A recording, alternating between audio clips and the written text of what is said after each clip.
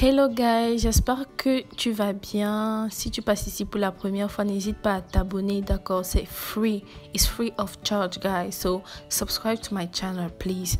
Donc, la vidéo d'aujourd'hui, je vais vous montrer comment je fais mon savon au curcuma.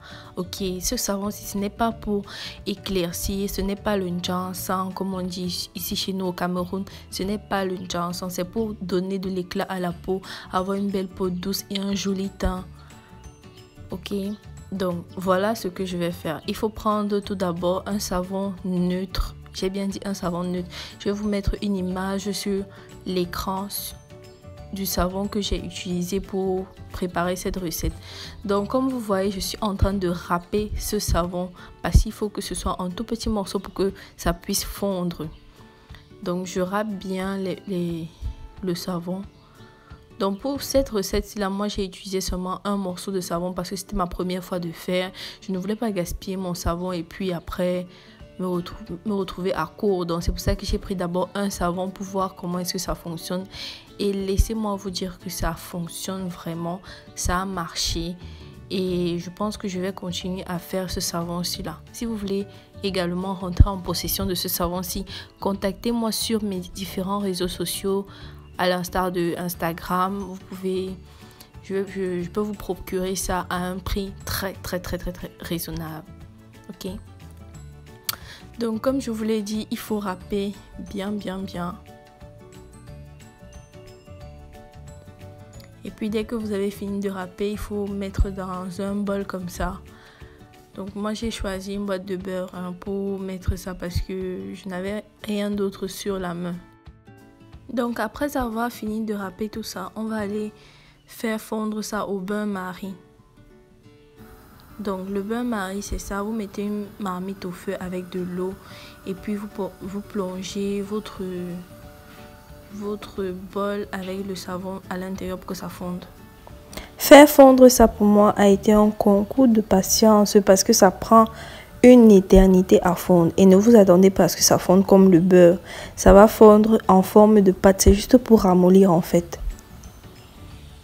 Donc à ce niveau ça commençait déjà à être quelque chose. Je ne vais pas vous mentir que j'ai rajouté je crois 2 ou 3 cuillères à soupe d'eau pour que ça se ramollisse encore plus facilement, pour que je puisse mélanger avec les autres ingrédients que vous allez voir par la suite. Donc arrivé, ça avait déjà fondu. Donc vous voyez un peu la consistance. Je vous ai dit, ce n'est pas liquide. Ça fond juste comme ça là pour ramollir le truc et c'est tout. Donc je mélange un peu. Et à ça, je vais venir ajouter premièrement de l'huile de coco. L'équivalent de 3 à 4 cuillères à soupe d'huile de coco.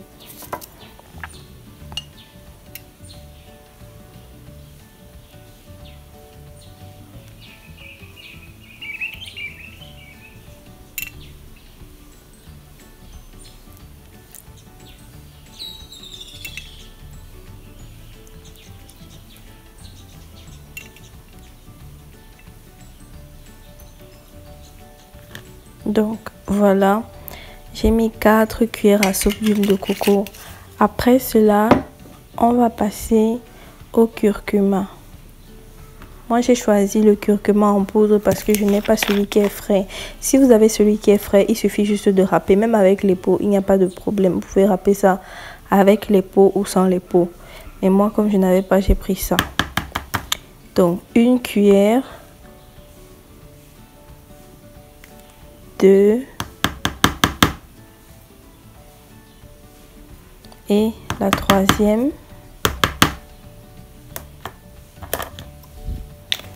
Donc il faut savoir déjà que le curcuma est riche en couleur, donc 3 cuillères c'est suffisant. Ensuite j'ai mis un peu de miel parce que j'aime bien le miel, surtout sur la peau, ça adoucit beaucoup la peau. Donc j'ai mis une cuillère à soupe de miel.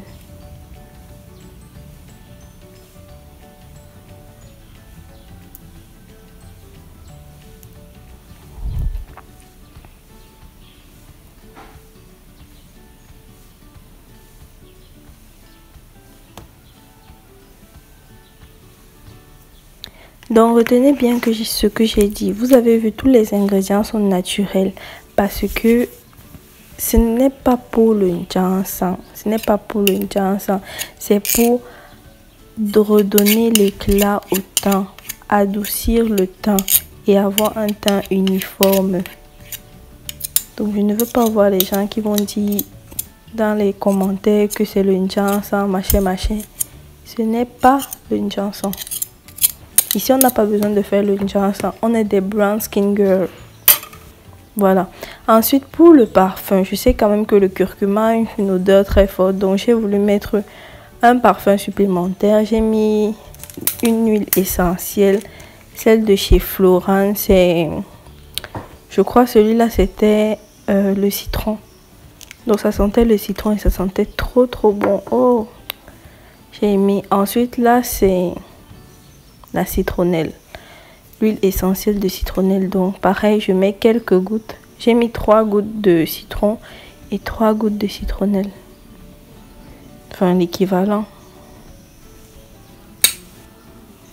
Voilà. Et après, il faut venir mélanger le tout.